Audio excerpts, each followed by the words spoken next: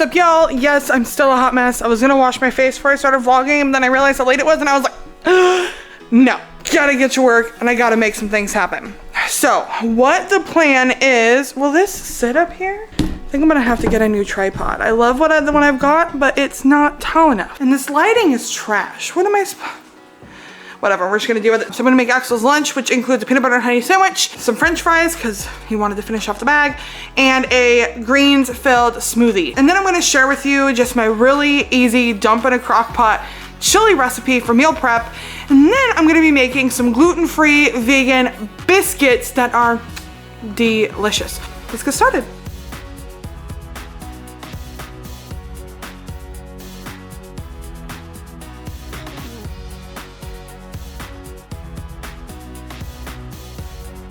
So like I shared before, we use Little Northern Bakehouse gluten-free vegan bread. It's really good, but it is gluten-free bread. And so what we do is that we toast it in the air fryer for just a couple of minutes. So like right now I have it in there for 3 minutes at 350 degrees, and it's just enough to warm it up, make it a little bit toasty, and not overly toasty, but it softens it and make it taste really good. I learned this when I worked at a gluten-free vegan bakery.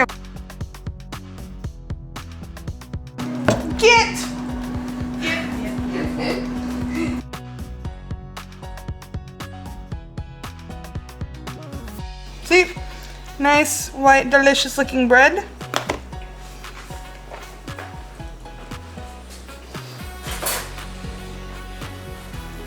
This is the Kirkland natural peanut butter. I need to get like a little light over here because I know it's really dark. And so a natural peanut butter, it is naturally very creamy because it doesn't have a bunch of preservatives in it. And so normally I would keep it in the fridge because that does keep it firm. I've been using it just for like cooking lately, so I haven't needed it to be in the fridge.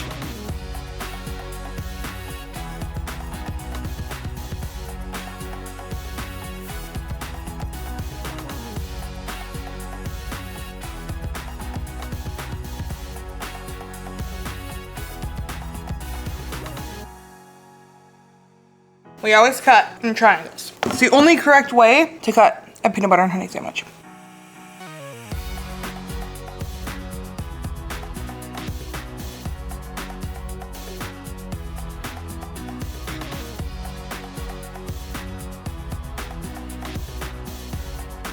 We have a rule where every meal, every lunch and dinner, you have to have a vegetable with what you eat. It doesn't matter what the vegetable is. Sometimes it's carrots, sometimes it's just leaves of romaine lettuce. He loves romaine lettuce.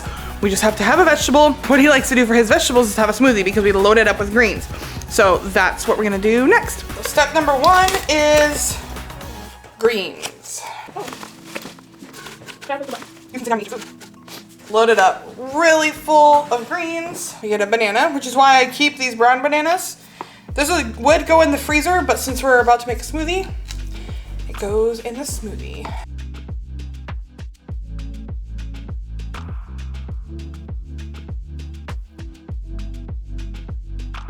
And we add a little bit of water to get it moving.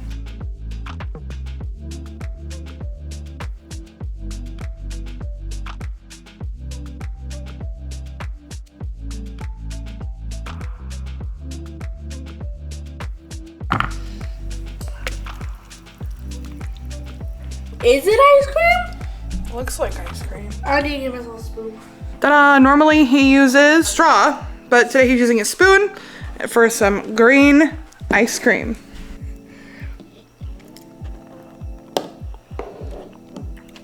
Is that good? Yummy ice cream. There you go. Now you have ice cream for lunch. Let's move it away from the edge of the table. So now you've got grapes, you have french fries left, and you have ice cream for lunch. How good is that? Really unhealthy, but good. How is this unhealthy? This is healthy. This has mangoes and banana and greens in it? What you talking about? Oh, sorry. It is unhealthy. It's unhealthy ice cream. This kid. I'm gonna rinse this out and then I'm gonna put together a really quick crock pot chili meal. It takes not a lot. I literally use just whatever I have on hand. And then I just let it cook and it'll be done by dinner time. So that's the plan. All right, so I did not have as much food on hand as I thought I did, but that's okay. We're still gonna make it work. I have some peppers that need to get used. We're gonna chop those up. I have some frozen corn that's gonna go in. My dad gave me some leftover asparagus that I'm gonna chop up, put in there.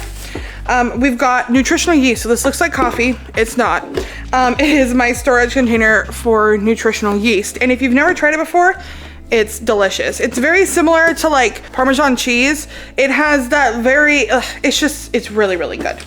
I've also got, we're gonna use 2 cans of black beans in here. We're gonna do 2 cans of diced tomatoes. Oh, and I also forgot, I have some onions in the fridge that need to get used. And we're gonna add in some salsa because it's just a really easy way to season it up. And then once I get all of this in, then we're gonna add our salt, garlic, and taco seasoning because that just makes it delicious. I normally also like to add mushrooms and celery, but we don't have that. So this is just kind of a base recipe that you can throw whatever in. As long as I've got beans and diced tomatoes, anything else I add, it's still chili. Once this is done, then we're gonna make some biscuits. So let's get started.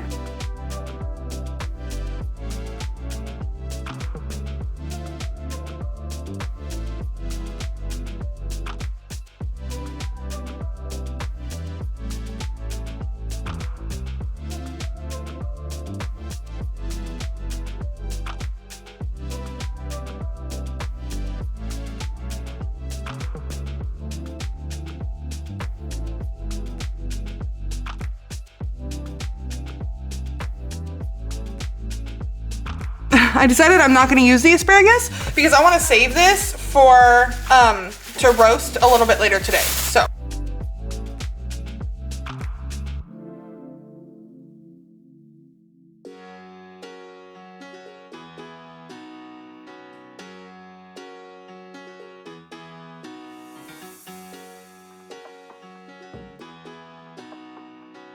Now, it's just a matter of draining and rinsing the beans.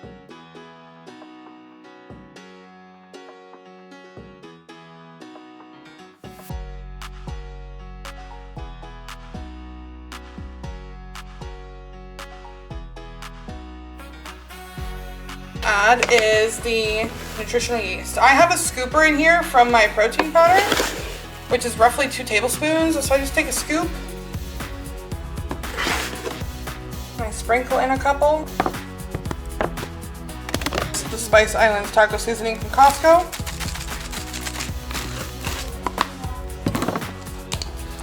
Got some garlic powder. Got sea salt. I bought sea salt in bulk at Costco, so this is just in an old garlic container. And then we just got some cinnamon. All of this, and the reason why I like it so much is that it's really simple and it's really basic. As you saw, I don't measure anything at all. I just kind of throw it all in because I've made this so many times that I don't measure anything. I just kind of dump it in and then I always go light, even though some of that stuff, it's like, wow, you went really heavy with that. But once it's mixed, all the flavors go together. And so I like to go light, and then if I need to add more after it's been sitting, I do that. And now I just let it be. Oh, that cinnamon already smells really good. So I have it on high, and this is an old crock pot that was my great grandmother's, then it was my grandma's, then it was my mom's, and now it's mine. The lid broke, so this isn't even like the lid that goes to it, but we're making it work. I've thought about upgrading, but you know what? This gets the job done. Someday will I get a big fancy like digital one that can connect with an app? Probably, but right now, this gets the job done. So why not? But now I gotta clean up, put some stuff away, and then it's on to making some gluten-free biscuits. All right, here are the ingredients. Got my Bob's Red Mill 1-to-1. I've got some cashew milk, coconut oil, baking powder, honey, salt. The recipe that I'm using is this as a base. It's the Bob's Old Fashioned Biscuits. There's the recipe, if you want to screenshot that. But I modify it. So instead of the butter, I use coconut oil. Sometimes I do use the vegan butter that we have, but I have more of this. I'm gonna use this. I'm using this in place of sugar, and this in place of dairy milk, and this in place of normal flour. So we're just putting it together and making it work. 1 cup of milk,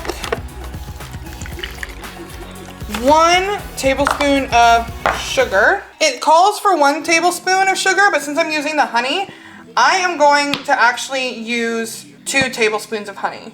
So this is my 1 cup bowl. I'm gonna get 2 of these, a little bit of salt, 1 tablespoon of baking powder, coconut oil. But we're gonna mix this together first and then add the coconut oil.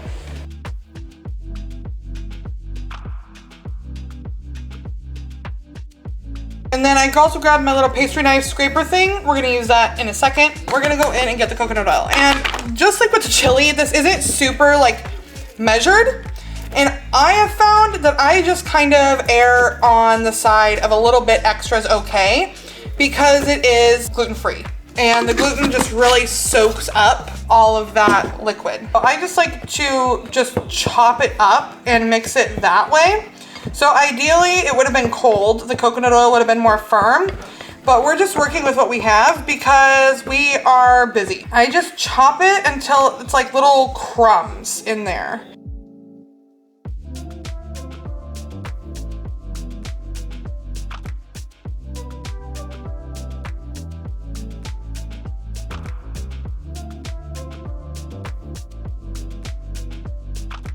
I am just getting some wax paper. So I like to take a little extra flour,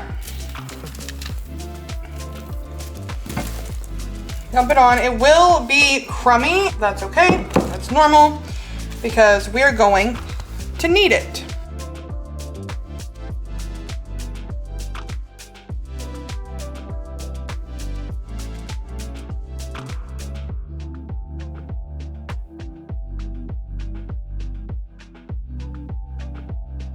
I honestly don't care much about the shape, and it's easier for me to just cut them across and make them like square biscuits. Whatever size you make them is up to you. It's just going to slightly affect how long you cook them. So I just kind of guess and slice all the way down.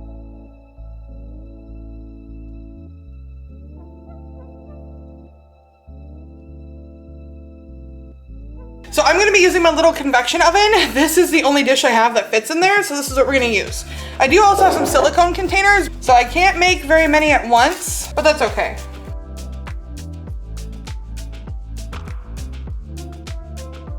So I have an air fryer and a convection oven, and I'm going to be using them both because I can't fit very many in there at once in either of them. This is what I can fit in this one. The other one only has 4. All right, so I've got 1 batch in this one, and then I've got the other batch going in here.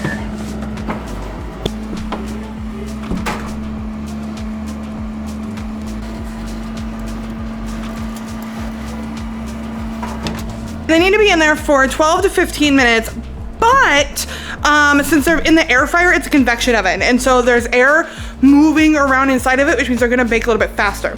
So I put them in for 10 minutes and then I check them. Sometimes I need more, sometimes I don't.